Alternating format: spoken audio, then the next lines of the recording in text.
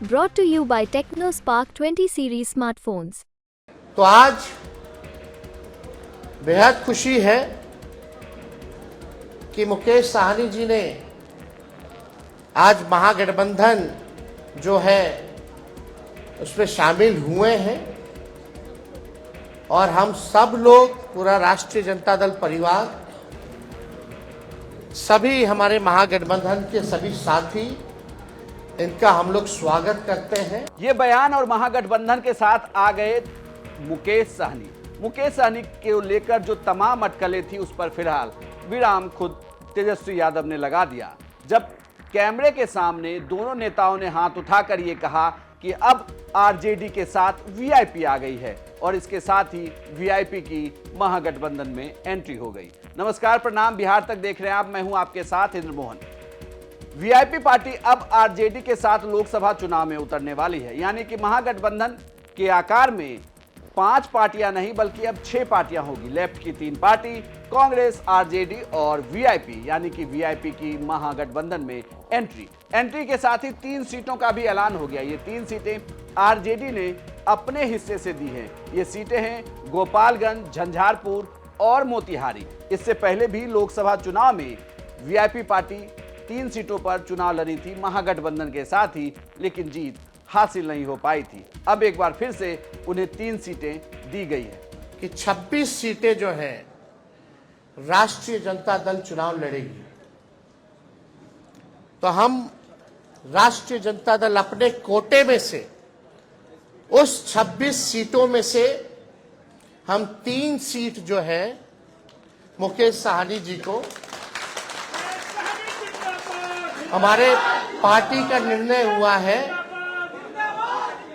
निर्णय हुआ कि 3 सीटें जो है वो मुकेश साहनी जी को दी जाए।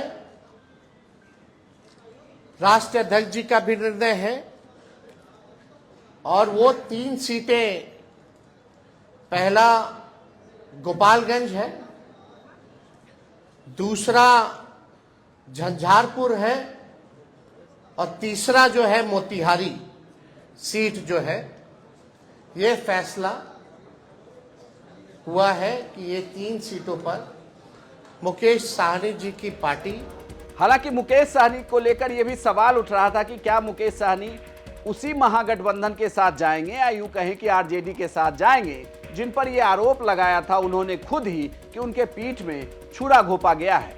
हालांकि यह सवाल भी मीडिया के जरिए उनसे पूछा गया, जब पत्रकारों ने पूछा कि आपने ये आरोप लगाकर महागठबंधन छोड़ा था और फिर वापस आ गए, तो इस सवाल के जवाब पर भी मुकेश सहनी ने कहा कि ये सवाल मैं पहले से सोच कर आया था कि आप में से कोई पूछेगा जरूर।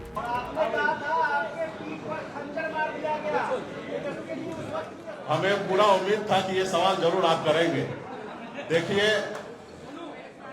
2 भाई में आपस में नोक-झोंक होता है और हम लोगों को उस समय में जो हुआ वो मेरे लिए भी अच्छा नहीं था, ना ही हमारे छोटे भाई तेजस्वी जी के लिए भी अच्छा था, और उससे हमें भी नुकसान हुआ और महागठबंधन का भी नुकसान हुआ था। खैर, वो बात हो चुका है, बीत गया है। उस समय में तो सिर्फ हमारा नंबर नहीं घोषणा हुआ, इसके लिए हमने थोड़ा सा कह सकते कि क्रोध प्रकट हमने कर दिया था। लेकिन आप कल्पना कीजिए, जिन्होंने हमारे सीने में खंजर भोंका, जिन्होंने हमारे विधायक को ले लिया, हमें सरकार से बाहर कर दिया, जो सरकार हमने बनाया था, वो अब जरूरी है कि उसको जवाब देने का, उनसे बदला लेने का। और आने वाला समय में जब 2 भाई है, घर है, परिवार है, तो छोटा मोटा नोक-झोंक हुआ, उसको हम लोग अभी आने वाले समय में उसको दूर करेंगे। हालांकि मुकेश सहनी की ये दूसरी बार एंट्री हुई है। कुल मिलाकर देखा जाए तो अभी तक के लोकसभा चुनाव में हर बार महागठबंधन के साथ मुकेश सहनी की पार्टी लोकसभा चुनाव लड़ती है और विधानसभा का चुनाव वो एनडीए गठबंधन में लड़ती है। इस बार हालांकि ये ऐलान किया है तेजस्वी यादव ने कि लोकसभा और विधानसभा हम दोनों एक साथ ही लड़ने वाले हैं, लेकिन देखना होगा कि हर बार चुनाव के बाद पाला बदलने वाले मुकेश सहनी इस बार महागठबंधन से जुड़े रहेंगे या लोकसभा चुनाव के बाद फिर हट जाएंगे। साथ ही लोकसभा चुनाव में इन 3 सीटों पर उनका उम्मीदवार कौन होगा। आपको यह जानकारी कैसी लगी हमें कमेंट बॉक्स में लिखकर जरूर बताइएगा और बिहार की तमाम खबरों के लिए देखते रहिए सिर्फ बिहार तक।